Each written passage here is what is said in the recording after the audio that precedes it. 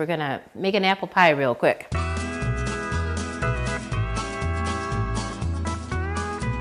I use about 1/8 of a cup of flour altogether, so to speak. I put a spoon of flour on the bottom. And then you put about 1/2 a cup of sugar on top of that. So that's about 1/2 a cup. And that goes on top. Kind of do that in. And to be expedient with time, the apples are all ready, but usually I peel the apples and slice them right into the pie shell. So we have about 8 cups of apples all ready. I like to heap it up. The reason I like to heap it up is the apples will cook down.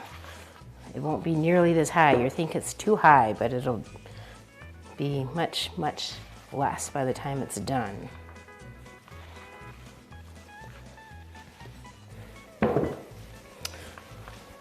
So that's pretty heaped up, isn't it? There we go. Heaped up is more fun. And then the same thing goes on top, essentially. That spoon of flour, and the flour helps it thicken.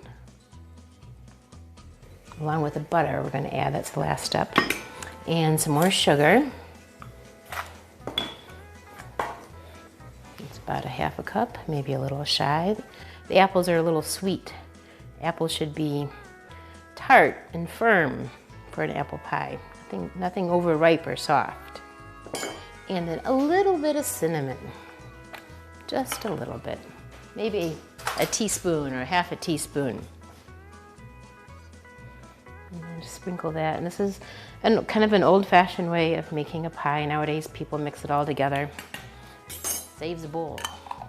One less dirty dish. And then butter. Probably about a heaping tablespoon of butter. The butter works with the flour as a thickener, so it's not really optional, to my way of thinking. There we go. So now it is all set for a top crust.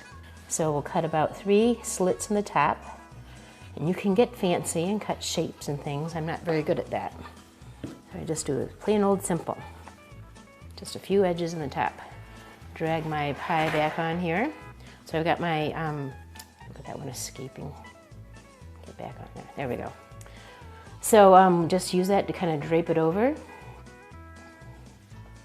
There we go, that's pretty good. See if you can't get it to mesh up good. It's nice to have a little overlap all the way around. And that looks pretty good. So now I'm gonna take the two, the top and the bottom, and fold them together and kind of under. So I do this in 2 steps. So I'm gonna fold it down like that. So I'm kind of folding the top one over the bottom and pushing it in. And then after I do this step, then I'm gonna go through and kind of flute it with my fingers to give it that pretty little edge, but also that's part of the sealing process. So twice around. I wanna try to make sure it's got a good tight fit. All right, so now that part's done. So now I'm gonna flute the edges. So I take my 2 fingers and I kind of push it through with my thumb.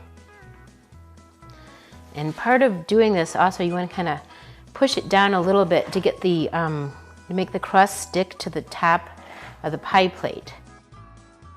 That's helping make sure the pie plate doesn't pull away. The last thing I'm going to do is dress it up for the oven.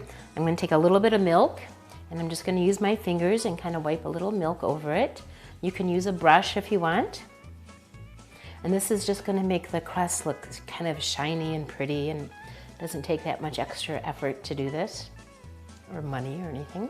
A little milk, and then we sprinkle a little sugar on top, and that makes it sort of sparkly and shiny and very nice. There we go. So there's a pie all ready for the oven. I hope everybody tries to make them. They're not scary or hard. It just takes a little practice and not a whole lot of fancy ingredients, and they're really good.